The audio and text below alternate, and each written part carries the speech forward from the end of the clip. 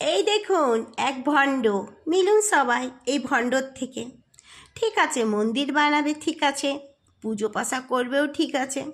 ও বাবা, সেই যদি তাকে যদি কেউ কিছু বলে, ইনি আবার দেন তাকে অভিশাপ। কেন? অভিশাপ দিয়ে দিয়ে কি করতে চান? আর আপনাকে কি সে অভিশাপ লাগবে না?